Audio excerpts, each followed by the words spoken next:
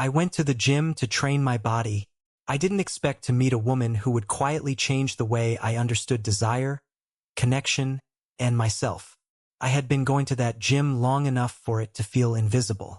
Same treadmills humming in the background, same metallic clink of plates, the same faint smell of rubber mats and disinfectant that clung to the air no matter the hour. My routine was simple: headphones on, eyes forward, get the work done. It was a place where I didn't expect surprises, only progress measured in repetitions and quiet discipline. Then one morning, without any clear reason, I noticed her. She wasn't loud or attention-seeking. She didn't perform for mirrors or rush between machines. She moved with an unhurried confidence, like someone who understood her body and didn't feel the need to prove anything to anyone.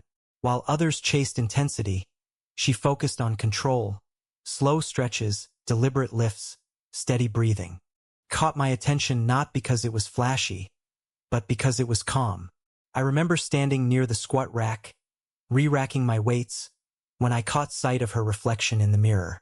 She was warming up nearby, tying her hair back with practiced ease. There was something graceful in that small motion, something intimate about how comfortable she seemed in her own skin.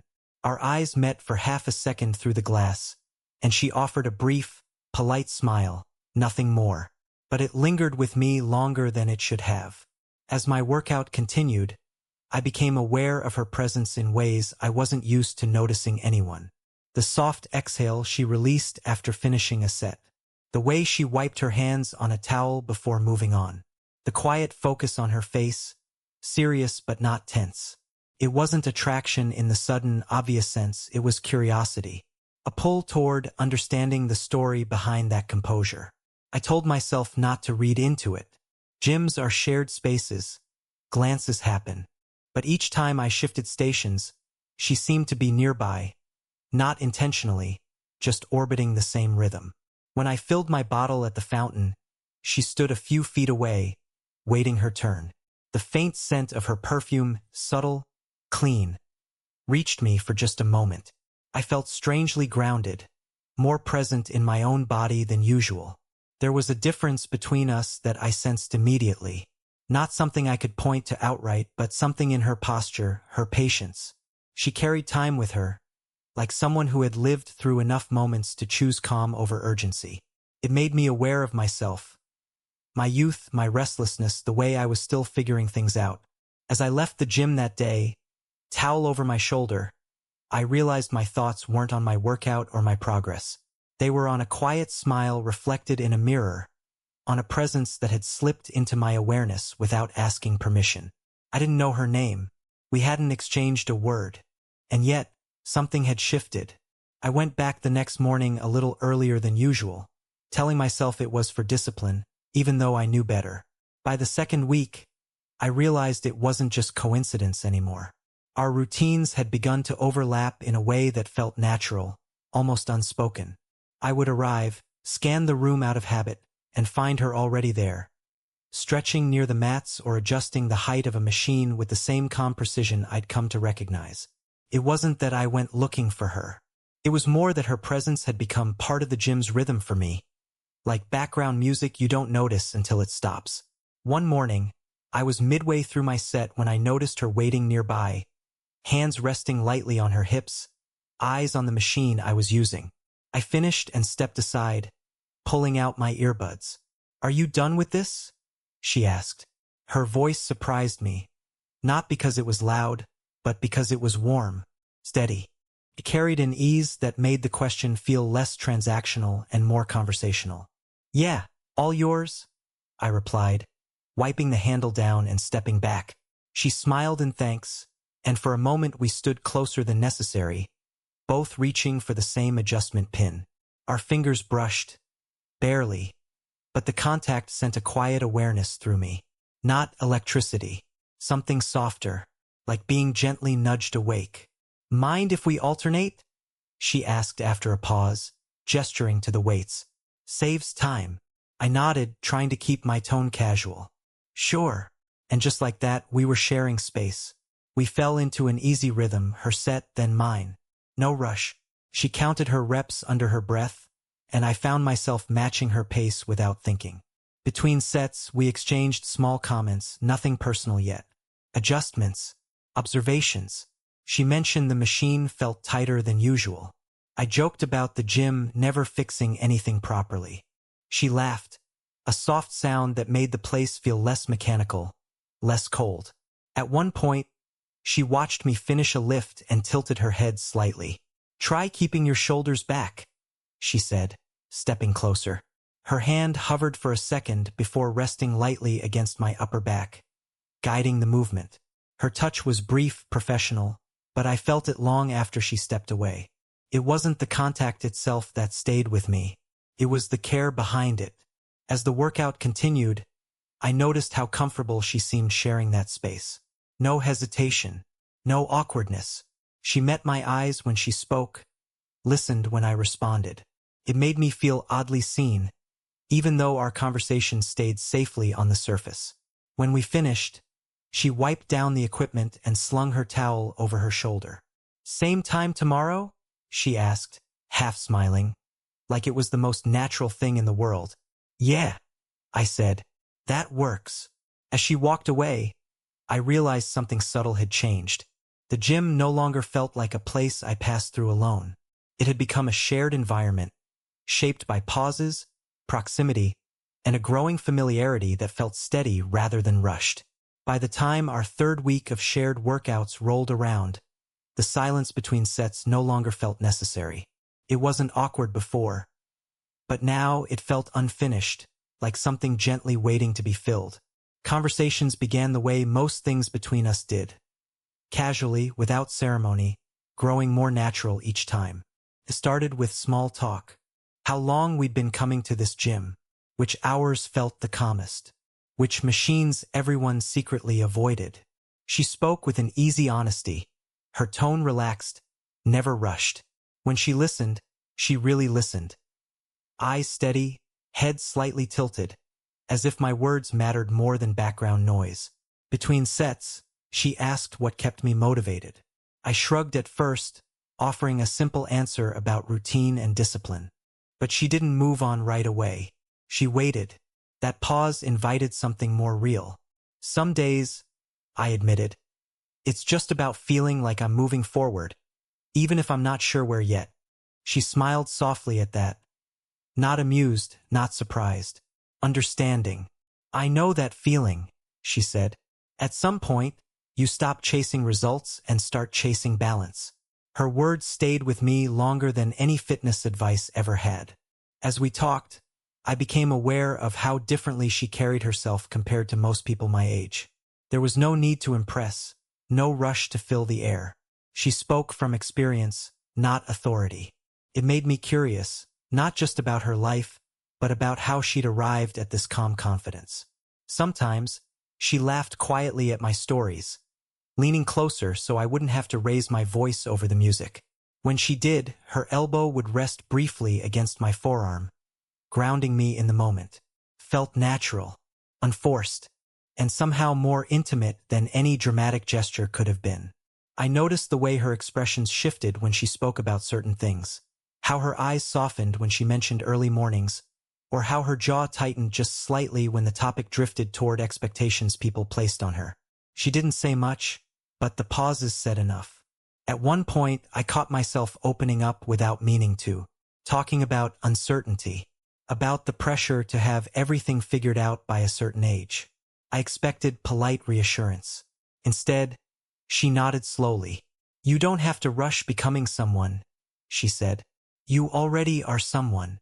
There was no flirtation in her voice when she said it, just warmth. And yet, it landed deeper than any compliment ever had. As our workout wrapped up, we sat on the edge of a bench, cooling down. Our shoulders touched lightly. Neither of us moved away.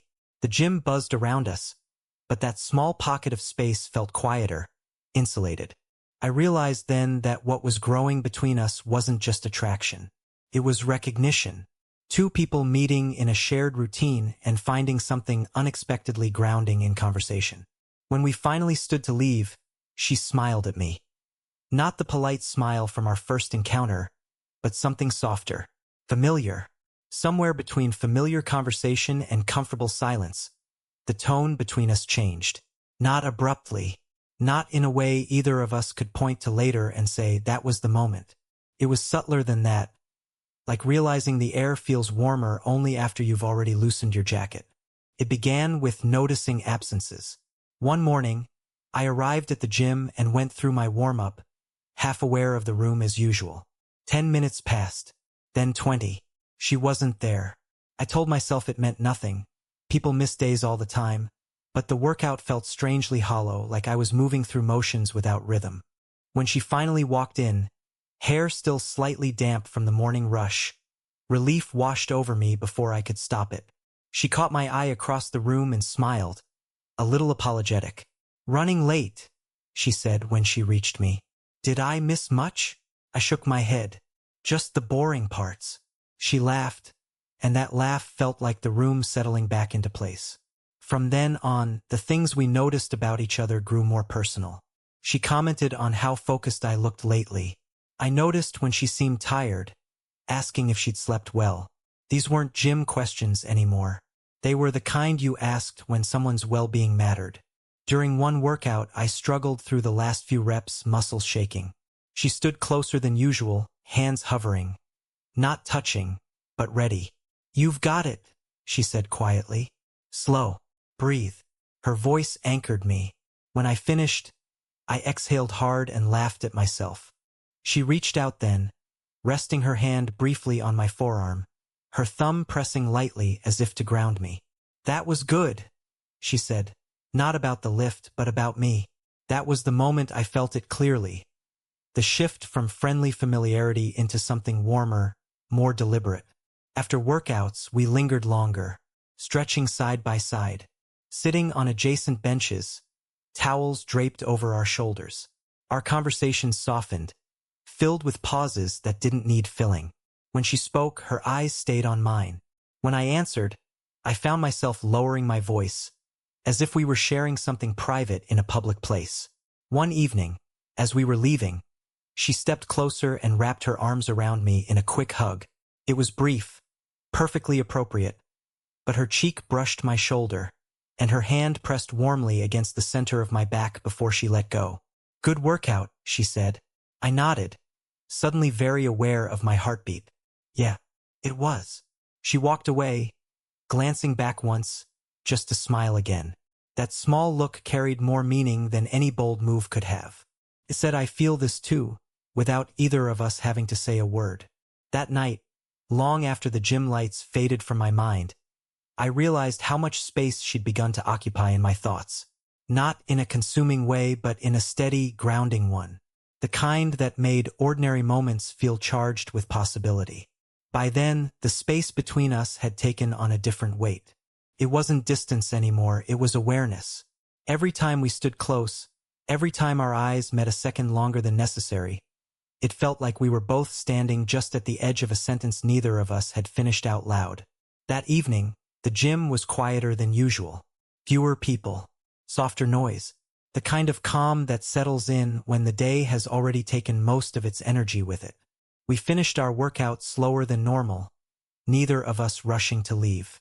I sat on the bench to stretch my legs, and she joined me, close enough that our knees angled toward each other naturally. For a while, we didn't talk. She rolled her shoulders gently, exhaling, and I could feel the warmth of her presence beside me.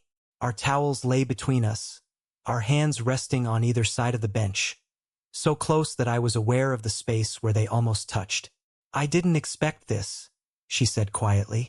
I turned toward her. "This?" She smiled, but there was hesitation there now. Thoughtfulness. Coming here, meeting someone, feeling comfortable so quickly. I nodded, understanding more than I said. "Me neither." She tucked a loose strand of hair behind her ear. A small, familiar gesture I'd seen before. This time, though, it felt different, slower, more deliberate. Her knee shifted slightly, brushing mine. Neither of us moved away. "I like our time," she continued. "More than just the workouts." There it was. Not a confession. Not a declaration. Just honesty laid gently between us.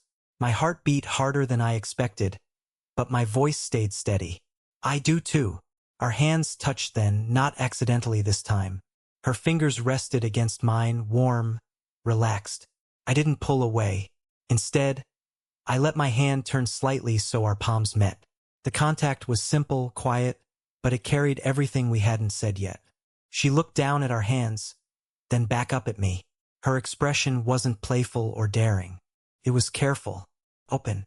I don't want to rush this, she said, or pretend it's something it's not. I don't either, I replied. We sat there like that for a moment, hands joined, the gym lights humming softly above us. No one around us paid any attention, but the world felt narrowed to that small bench, that shared stillness. When she finally stood, she squeezed my hand once before letting go. That small pressure stayed with me longer than the touch itself. As we walked toward the exit together, our shoulders brushed. At the door, she turned toward me and leaned in. Not close enough to cross any lines, just close enough that I could feel her breath, steady and calm. I'm glad it's you, she said softly. So was I. After that evening, nothing felt hurried, but everything felt closer. We didn't announce anything or redefine what we were doing. We simply allowed ourselves to continue, more aware now of the care required. Our workouts stayed the same on the surface, shared machines, familiar routines, but the space between sets carried a new softness, a quiet understanding that made even silence feel intentional. It was her idea to meet outside the gym. Just coffee, she said one morning, almost casually. If you want. I did. We chose a small cafe not far from the gym, the kind of place with wooden tables worn smooth by years of conversations. She arrived first, sitting near the window. When she saw me, her face lit up in a way that felt personal, reserved for someone she was genuinely glad to see. We talked longer than we meant to, about work, about habits, about how time seems to move differently depending on where you are in life. She spoke honestly, without drama, about how often people assumed things about her, how confidence could sometimes feel like armor rather than freedom. I listened, realizing how rarely she allowed herself to be seen beyond the surface. At one point, her voice softened. Sometimes, she said, staring into her cup, it feels like people only notice one part of me. I didn't rush to respond. I just said, I see more than that. She looked up then, really looked at me. The moment settled between us, quiet, steady. Later, as we walked outside, the air cooler than we expected, she slipped her arm through mine without asking. Felt natural, instinctive. I adjusted my pace to match hers. Our steps fell into rhythm, the city noise fading into the background. We found a bench and sat close, shoulders touching. At some point, she rested her head lightly against my chest. I could feel her breathing slow, the rise and fall steady. I wrapped an arm around her, not pulling her closer, just holding the space. This feels safe, she murmured. It did. We talked about hesitation then, about how people might see us, about what it meant to choose something that didn't fit neatly into expectations. She admitted her fears without apology. I shared mine without trying to sound braver than I was. What surprised me most was how calm it all felt. There was attraction, yes, but it was layered beneath trust, beneath listening, beneath a growing sense of being understood. When it was time to leave, she stood first and turned toward me. Instead of rushing away, she reached up and brushed her thumb lightly along my cheek, a gentle, grounding touch that made my breath catch. Thank you, she said, for being patient. I smiled. Thank you for trusting me. She leaned in then and pressed a soft kiss to my cheek, lingering just long enough to feel intentional, just brief enough to stay within the quiet boundaries we'd set together. As she walked away, I felt something settle inside me. This wasn't about urgency or secrecy or thrill alone. It was about choosing each other slowly, deliberately, allowing intimacy to grow not from desire alone, but from respect. What followed didn't feel like a beginning so much as a continuation, like something that had been unfolding quietly had finally found its natural pace. There was no sudden shift in behavior, no need to explain ourselves to anyone else. We simply kept choosing each other in small, consistent ways. The gym became familiar again, but different now. When I walked in, She was already there more often than not, offering that same calm smile that had once felt distant and now felt welcoming. We trained side by side, sometimes exchanging words, sometimes just sharing the rhythm of movement. A hand on my arm as she passed. A brief squeeze of my fingers when no one was looking. These gestures were never hidden, but they were never displayed either. They belonged to us. One evening, after a long workout, we stepped outside together. The sky was dimming, streaked with soft colors that felt unhurried. She stood close, arms crossed loosely, and leaned into me as we talked. I draped my hoodie over her shoulders without thinking. She looked up at me, surprised, then smiled, accepting not just the warmth, but the gesture behind it. "You've become important to me," she said simply. I didn't need time to think. "You already are," I replied. We walked for a while, no destination in mind. At one point, she slipped her hand into mine, fingers intertwining with quiet confidence. The touch felt steady, like something that had found its place. When we stopped, she turned toward me and rested her forehead briefly against my chest, closing her eyes. "Whatever this is," she said softly, "I'm glad we didn't rush past it." "So am I," I said, my hand resting at the small of her back, grounding us both. Later, as we stood by her car, she leaned up and kissed my cheek again. But this time, her lips lingered just a moment longer. Her hand rested against my jaw, thumb brushing lightly along my skin. It wasn't dramatic. It didn't need to be. Carried warmth, reassurance, and choice. Driving home that night, I realized how complete it felt. Not perfect, just real. What had started as shared workouts had grown into something layered and intentional. Attraction had turned into affection, curiosity into care, and desire, quiet, steady desire, had found a place within trust. We didn't promise forever. We didn't label anything for the sake of comfort. We simply allowed ourselves to stay present, to keep choosing closeness without fear or apology. Looking back, I understand now that the fire wasn't in grand gestures or reckless moments. It was in the way her hand fit into mine, in the way she leaned into me without hesitation, in the way we saw each other fully, honestly, and decided that was enough. Here's a short, natural YouTube-style call to action that fits the warm, reflective ending without breaking immersion. If this story resonated with you, if you've ever felt that quiet pull towards someone unexpected, take a moment to like the video. It helps this channel reach others who appreciate slow, meaningful stories like this one. Subscribe for more age gap romances told with heart, patience, and honesty. And if you're comfortable sharing, leave a comment. Have you ever felt a connection grow in silence before words ever caught up? Your support keeps these stories alive.